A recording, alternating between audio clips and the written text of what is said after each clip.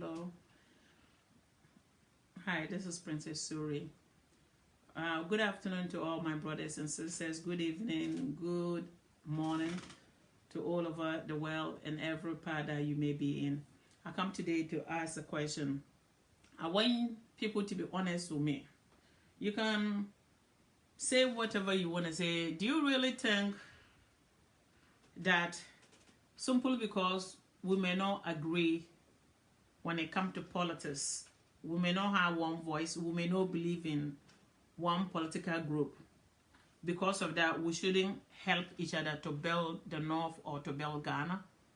I want people to let me know what you think. You can call me on my WhatsApp number, which is on my Facebook.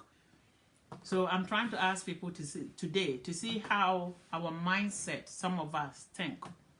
If we don't belong to one political party and we don't have the same views, due to that, we should not have the same views when it comes to fixing our communities.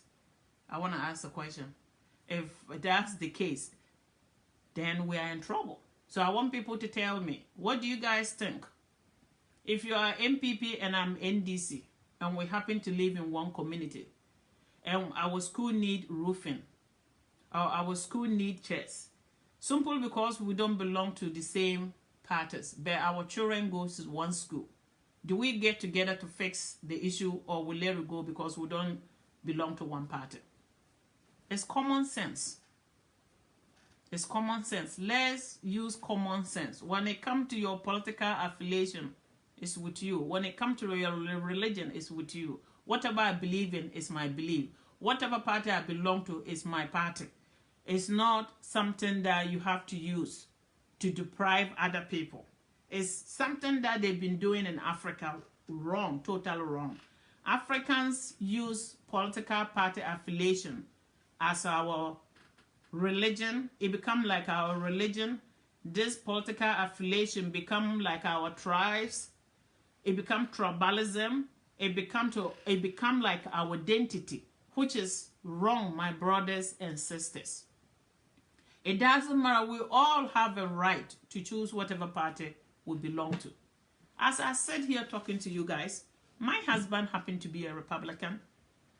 My children, some are Republican, some are Democrat. That doesn't mean that we don't love each other. They support Trump. I don't support Trump. That doesn't mean that we kill each other in our house. I have friends who are Republicans. Some of my friends are Democrat. That doesn't mean that we are not friends. At the end of the day, we're still friends. We argue to like each other's throat. But at the end of the day, we sit and eat together again. Because at the end of the day, whatever we are talking about is not about our personal gain. It's about fixing the country. That's what I want Africans to look at politics. What policy is supposed to be. All this day we make in Africa, in our political affiliation fight and all that, it's not personal. NDC can fix your neighborhood, so the MPP. But the thing is, like, some politicians are better than others. Some will come in, want to fix the community. Some will come in and don't want to fix it. So it's our duty, moral duty, and obligation to hold them accountable. How do you hold someone accountable? You talk about what they are doing, the good job and the bad job. You have to talk about all of them. So that if they will change their ways, they change it to favor the people, the average Ghanaian, and wherever you may find yourself. The sad thing is that it's only in Africa that we take political affiliation to the next level.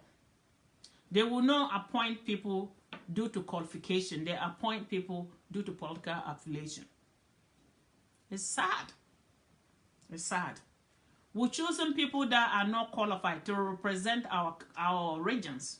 We're choosing people that are not qualified to be ministers to represent regions. And they don't know anything about building a region or building a state. They are sitting there doing whatever they want to do. You go in there and see the place. If you go back to our area, majority of the area has been developed by the people. Our schools, children are going to private school because they are able to do their businesses and send their children. What is state building? What is region building? When you want to become a minister, a politician, you have to have ideas. What are you going to do? Every 4 years, this is one thing that I'm going to target to help my community, to have whatever consequences that voted you in place. As a minister, you have to have something that is work that this minister, this is a job that I want to do. Out of whatever they are giving me to do, I also have to incorporate my ideas to fix our areas. But you go to Africa, it's always the same old crap. Excuse my language. Those days, we even have PWA highway that were fixing potholes. Today, they don't have it. The poorest of the poor will always sit till everything is messed up. Then they're going to start all over so they can steal money. You come to talk. People come to say that you are attacking their party. To hell with your parties. Whatever I'm going to say to benefit the average Ghanaian is what I'm talking. I've seen poverty in Africa. I grew up in Africa. If we all can lend our voice and hands to make sure that we get rid of poverty, it's work for all of us to talk. If I'm going to talk to uplift a child in the community who will look to me and say, I wish one day God can also open this road for me as my sister were able to get this blessing. God can bless me too. That's what life is about. It's not about sitting down, kissing people out so they can give you pocket change. No, we didn't come here. I always say some of us are followers. It's not all of us that come to be followers. I was never a follower the day I was born, and I'm not going to be a follower today. I'm not going to kiss anybody for money. I'm being called to be brave, and I turn it down. I stand for Ghana. It's not about what I want myself. It's about what can you do for the communities? What can you do for the schools? That's what I'm talking about. Today, instead of us to be thinking about how can we come together to make it possible for a child to be able to go into that particular community where they are growing up, to be able to go there and pick a book, to go sit in their room when they are not in school, whether it's Saturday and Sunday, to read a book. We don't have that. We are not thinking about that. But we're thinking about how can we have more money in our pockets. And in this world that we live in, we need education. Because we have to learn. We have to be able to do something to change the dynamics of our communities. Things are changing, but not yet in our area, not that much. It's our duties, we the ones that happen to live the continent of Africa. Those that were able to be blessed enough, those that learn about what this new world order is about. If you learn something, any good thing from your travel abroad, take it back to your community. Bless the children. The children are our futures. Today, we are all getting old. Today, go to the communities. All the old people are gone. If you get to be 50 plus, where are you? You are an older person. Today, maybe our generation, we have more medicine and we are living longer. We know how to take good care of ourselves. We look better than our mothers were our age. That doesn't mean that we are not getting older. So it's our duties to make sure we guide our brothers and sisters, the younger brothers and sisters. Encourage them to stay in school. If all of them will not succeed, but some will succeed, to keep the community legacy, to keep our forefathers' legacy, to keep our grandmother's legacy. That's what life is about. But being that I belong to this political group, I'm willing to kill someone, I'm willing to hurt someone, it's not the God way, it's not godly. We need to find a way to balance all these things. We need to find a way to balance your political affiliation at the same time to balance your moral value and humanity in you to be able to help your communities. Today, my dream to every northern part of Ghana or every Ghanaian village, my dream, if I can succeed, is for us to find the neighborhood guy who is educated, and buy reading books. Education, the key to education is reading. If you can read, school will be like a drinking water. So we need to encourage these people that we can go buy books and send it to these learned people in the community, so the children can go to that person and sign their names and borrow books to read. Charity begins at home. It's our duties to help out.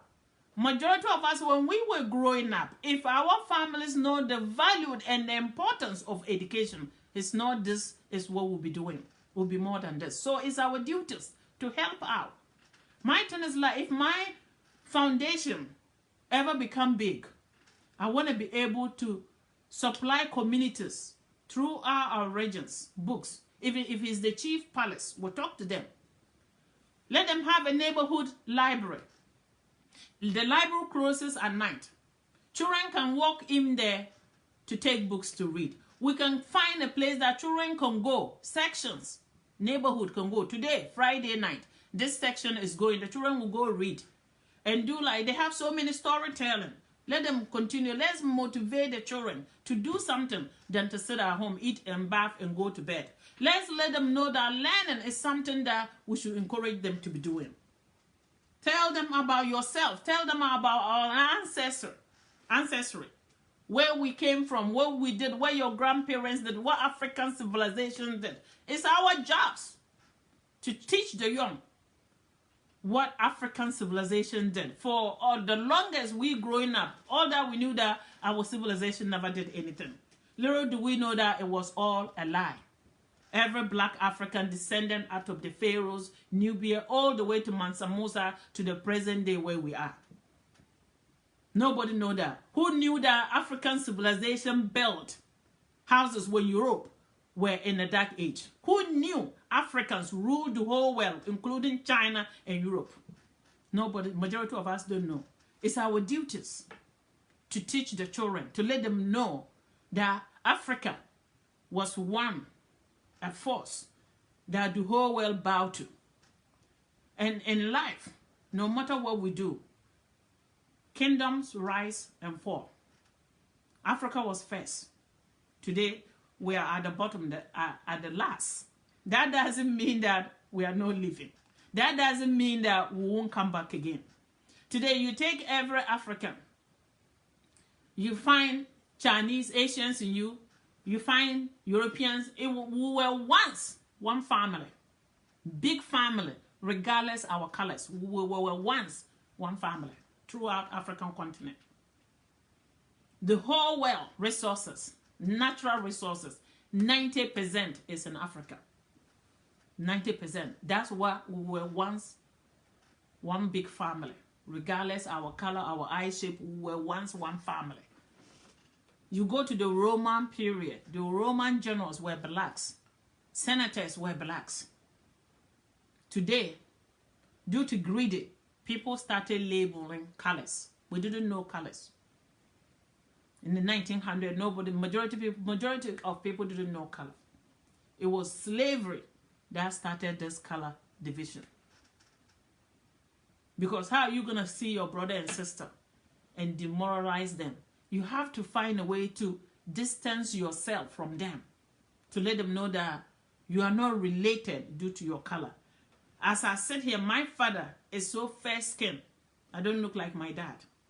I look like my mom when it comes to my color. Some people used to even call my dad like light-skinned man, a white man. My grandmother was so light that till the day the lady lived this world, she was called Nansara. We come with different colors. I'm sitting here, I have Berber in me. We have all this, race. I have Arabian in me. We descend out of one woman. We're so related. And who have the right to tell our stories to our youth if it is not us?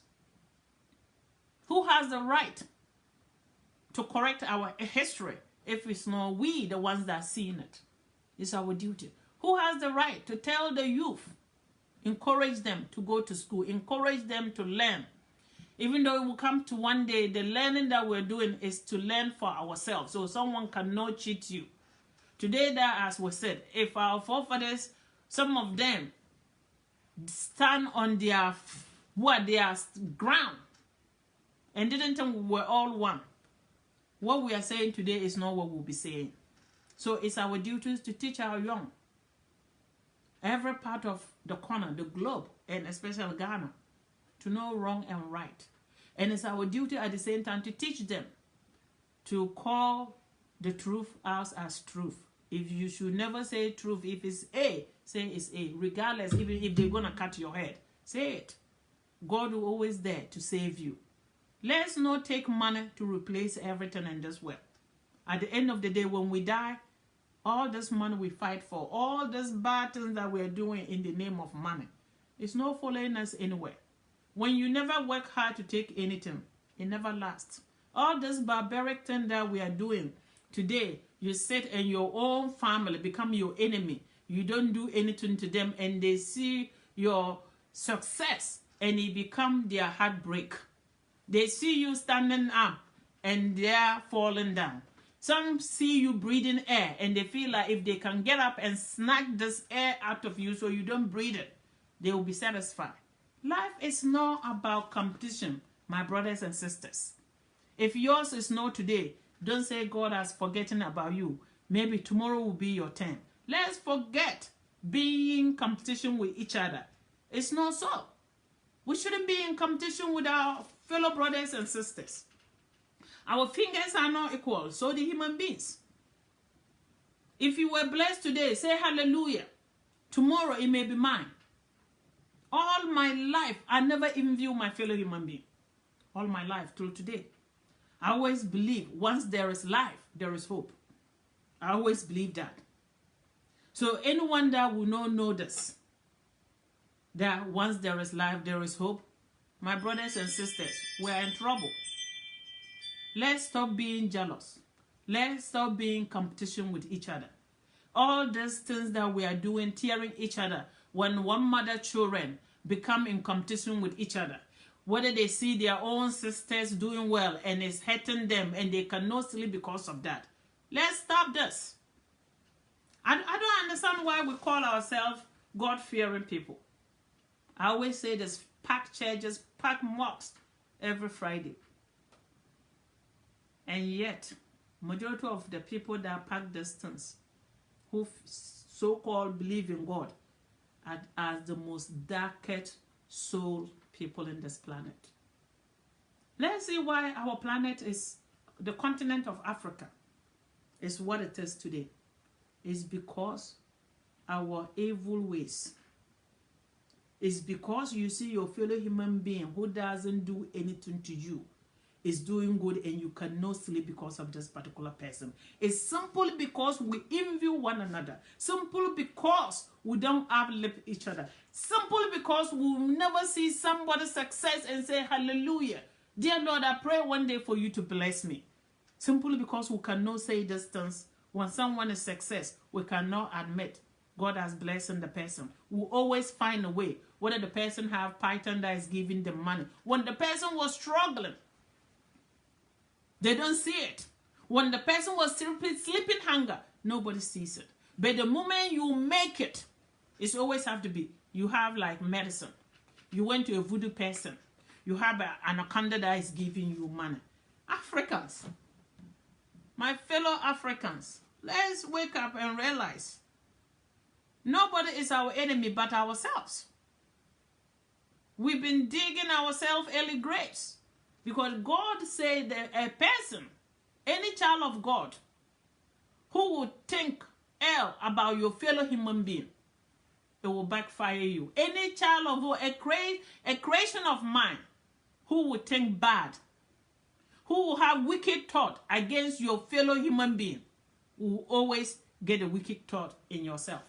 Maybe if you don't get it yourself, your child, it will happen to your child. We don't believe it, we don't agree. Or at times, there is a saying in my language that the person that poop, forget. The ones that clean is the one that don't forget. Maybe you see people say, why is my children doing this? Why is my child falling into this crack? And people may not realize. In this world, what goes around comes around. Let's be faithful to God.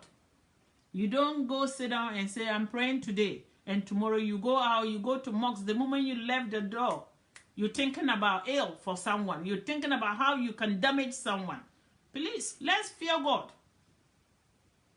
If we say we change our ways, out of the ancient Hebrew Israelites, we're forgetting our whatever forefathers' religion and want to become Muslims and Christians. Let's open our heart dearly, 100%, to be believing in God. He's there to protect all of us. And once you believe in him and ask for salvation through him and always work hard and have a trust in God, God is always there to protect you. I always said it every day. As a child, I always pray. In my little corner where I sleep, dear Lord, if you ever bless me, I want to help people. And all my life, everything that I ever asked from my Creator, I've seen it in my lifetime. And I always say, I can testify to this. So do everybody. God don't forget anybody. We may all